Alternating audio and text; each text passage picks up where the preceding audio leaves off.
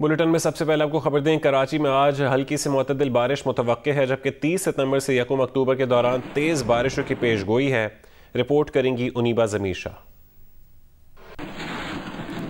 Afternoon کے بعد کل جمعرات، پھر جمعہ اور پھر ہفتہ، یہ تینوں دن ہیں، تو 3 دنوں میں سے ایٹ لیسٹ 2 دن ایسے ہیں کہ جس میں خاصا تیز سپیل متوقع ہے۔ 40-45 ناٹس تک بھی جا سکتی ہے، ونڈ گسٹ کر سکتی ہے، خاص کر پرسوں جمعے والے دن۔ اور کل بھی اسی طرح سے تیز ہواؤں کے ساتھ، تیز آندھی کے ساتھ بارش کا امکان ہے۔ گرج چمک، تیز آندھی اور تیز سپیل ہوگا۔ موسلادھار قسم کی بارش متوقع ہے۔ محتاط اندازے کے مطابق بھی 100 سے 150 ملی میٹر کے درمیان ایکسپیکٹ کر سکتے ہیں۔ کراچی کے قریب بننے والے سمندری طوفان پر بات کرتے ہیں محکمہ موسمیات کے ڈائریکٹر سردار سرفراز سے۔ سردار سرفراز صاحب، یہ بتائے گا کہ سمندری طوفان کے کراچی تک پہنچنے کے کتنے امکانات ہیں اور کراچی کے شہریوں اور انتظامیہ کو کیا حفاظتی اقدامات کرنے چاہیے؟ جی دیکھیے، اس کا الرٹ ہم نے شام 4 بجے ایشو کیا تھا، تو کراچی سندھ کے کسی ساحل کی طرف ڈائریکٹ تو اس کے آنے کے امکان فی الحال کم ہے۔ دیکھیں کل یہ پوزیشن واضح ہوگی۔ ابھی تک تو وہ لو پریشر ایریا ہے، well marked low pressure area, یہ نہیں ہے واقع شدید کم دباؤ آپ کہہ لیں یا نمایاں کم دباؤ، اور امکان یہ ہے کہ آنے والی ارلی صبح تک وہ جب عربین سی میں داخل ہوگا پوری طرح سے، تو دوبارہ سے اسٹرینتھ پکڑ کر وہ ڈپریشن کی شکل اختیار کر سکتا ہے، اور پھر اگلے 18 یا 24 گھنٹے میں، کل صبح کے بعد یعنی اگلے 18-24 گھنٹے میں، یعنی 1 اکتوبر کی صبح کے آس پاس وہ جو ہے نا ٹراپیکل سائیکلون کی شکل اختیار کر سکتا ہے۔ لیکن اس کی فارمیشن کراچی کے ساحل سے دور ہونے کے چانسز ہیں، فی الحال تک کا جو ڈیٹا ہے وہ یہ سجیسٹ کرتا ہے، اور پھر زیادہ امکان یہی ہے کہ بلوچستان کے ساحل کی طرف موو کرے گا، لیکن یہ چیز کل واضح ہوگی۔ اچھا، اور سردار صاحب، یہ کراچی میں اس وقت رات کے ٹائم بھی شدید گرمی اور لو کے تھپیڑے محسوس ہو رہے ہیں، اس کی کیا وجہ ہے؟ اس کی وجہ یہی ہے کہ سمندر میں جو ہواؤں کی سرکولیشن ہے، سی بریز چونکہ اس کے اندر ٹریپ ہوئی ہے، اور اب ہوائیں چل رہی ہیں مشرق اور شمال مشرق سے، جو کہ گرم اور ریگستانی علاقوں کی ہوائیں آ رہی ہیں اس طرف، تو یہ مین وجہ ہے کہ اس وجہ سے گرم ہوائیں ہیں اور گرمی چل رہی ہے ابھی تک۔ یہ اب جب کہ بارش ہوگی کل دوپہر کے بعد تو پھر ہی گرمی ہوگی، تب تک یہ ایسی کیفیت رہے گی۔ ٹھیک ہے، بہت شکریہ سردار سرفراز صاحب، جیو نیوز سے گفتگو کرنے کے لیے۔ کراچی میں ممکنہ طوفانی بارشوں کے پیش نظر سول ایویشن اتھارٹی نے کراچی ایئرپورٹ پر الرٹ جاری کر دیا ہے۔ سول ایویشن اتھارٹی کی جانب سے جاری الرٹ میں کہا گیا کہ چھوٹے طیاروں کو محفوظ جگہ پارک کیا جائے، کسی حادثے سے بچنے کے لیے طیاروں کے ونگز کو بھاری وزن باندھ کر پارک کیا جائے، بارش میں کیڑے مکوڑے ہونے سے پرندوں کی آمد سے جہازوں کو نقصان کا اندیشہ ہے، اسپرے کرنے والا عملہ اور برڈ شوٹرز تعینات رکھے جائیں۔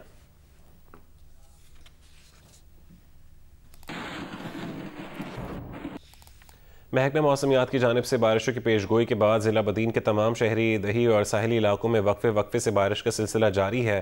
مزید بتا رہے ہیں جیو نیوز کے نمائندے اعجاز زئی۔ دیکھیں، محکمہ موسمیات کی جانب سے جن تیز بارشوں کی پیشن گوئی کی جا رہی تھی اس کا ضلع بدین میں آغاز ہو چکا ہے، اور صرف ضلع ہیڈ کوارٹر بدین ہی نہیں بلکہ نوائی شہر، سمر سرکار، کھوسکی، شادی لاڈج، کڈھن اور گلاچی میں بھی تیز بارش پڑ رہی ہے۔ گرج چمک کے ساتھ یہ بارش ہو رہی ہے، اور یہ بارش جو ہے وقفے سے اس کا سلسلہ جو ہے جاری ہے۔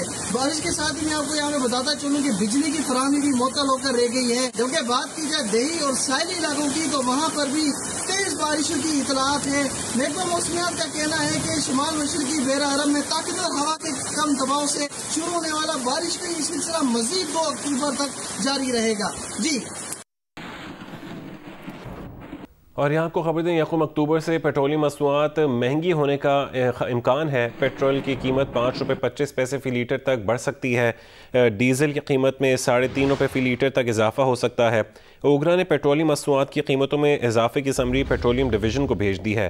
پیٹرولیم مصنوعات کی قیمتوں کا حتمی فیصلہ وزارت خزانہ وزیر اعظم کی مشاورت سے کرے گی۔ پیٹرولیم مصنوعات کی قیمتوں میں رد و بدل کا انحصار پیٹرولیم لیوی اور جی ایس ٹی پر ہوگا۔ اس وقت پیٹرول پر لیوی 5 روپے 62 پیسے فی لیٹر ہے، ڈیزل پر فی لیٹر 5 روپے 14 پیسے پیٹرولیم لیوی عائد ہے۔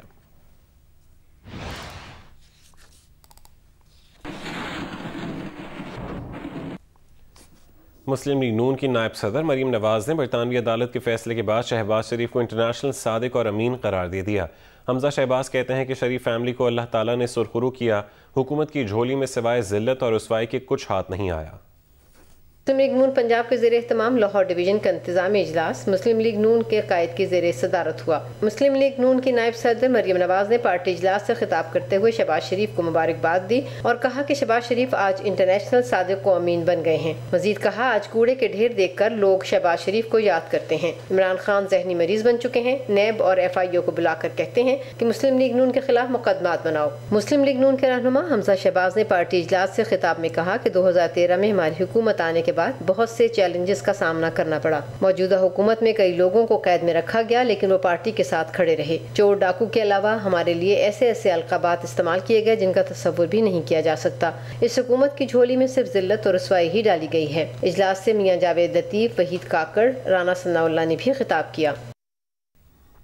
لاہور میں بدھ کے روز ڈکیتی کے دوران مزاحمت پر ایک اندھوناک واقعہ پیش آیا۔ والدین نے ساری عمر پال پوس کر اچھی تعلیم دلا کر بیٹی کو ڈاکٹر بنایا، بیٹی ڈاکو کی گولی کا نشانہ بن کر جان سے چلی گئی۔ میاں عابد کی رپورٹ دیکھیے۔ لاہور کا علاقہ زیڈ بلاک ڈیفنس، جہاں گزشتہ روز موٹر سائیکل سوار 2 ڈاکوؤں نے ڈاکٹر خولا کو اس وقت گردن پر گولی مار کر قتل کر دیا تھا جب وہ اپنی دوست ریجا سے ملنے اس کے گھر گئی تھیں۔ سی سی ٹی وی ویڈیو میں دیکھا جا سکتا ہے کہ ڈاکٹر خولا کی گاڑی جو ہی اپنی سہیلی ریجا کے گھر کے باہر آ کر رکتی ہے تو ڈاکو ان سے چھینا جھپٹی شروع کر دیتے ہیں اور مزاحمت پر انہیں گولی مار کر فرار ہو جاتے ہیں۔ پولیس کا کہنا ہے کہ ڈاکو ڈاکٹر خولا کو گولی مارنے کے بعد پرس اور موبائل فون چھین کر بھاگ گئے تھے۔ ڈاکوؤں کو سیف سٹی اور مختلف گھروں کے باہر لگے سی سی ٹی وی کیمروں کی ویڈیوز کی مدد سے گرفتار کر لیا گیا، جن کی شناخت بلال اور ایاز کے ناموں سے ہوئی۔ دونوں ملزم ریکارڈ یافتہ ہیں جن سے تفتیش شروع کر دی گئی ہے۔ Ahmad Faraz, Geo news, Lahore. Welcome back. ترجمان دفتر خارجہ کا کہنا ہے کہ امریکی سینیٹرز کے افغانستان سے متعلق پیش کردہ بل کے مسودے میں پاکستان بارے ذکر قطعی طور پر بلا جواز ہے۔ پاکستان سے متعلق تمام حوالہ جات پاک امریکہ تعاون کی روح کے منافی ہے۔ ایسی مجوزہ قانون سازی جیسے اقدامات نامعقول اور غیر نتیجہ خیز ہیں۔ دفتر خارجہ سے جاری بیان میں ترجمان کا کہنا تھا کہ پاکستان نے 2001 سے افغانستان پر امریکہ کے ساتھ مسلسل تعاون کیا۔ پاکستان نے افغان امن عمل میں سہولت، افغانستان سے امریکہ سمیت غیر ملکی انخلا میں مدد کی۔ پاکستان نے مسلسل کہا کہ افغان تنازع کا کوئی فوجی حل نہیں، بل کی صورت ایسا جبری نقطہ نظر کسی صورت معاون نہیں۔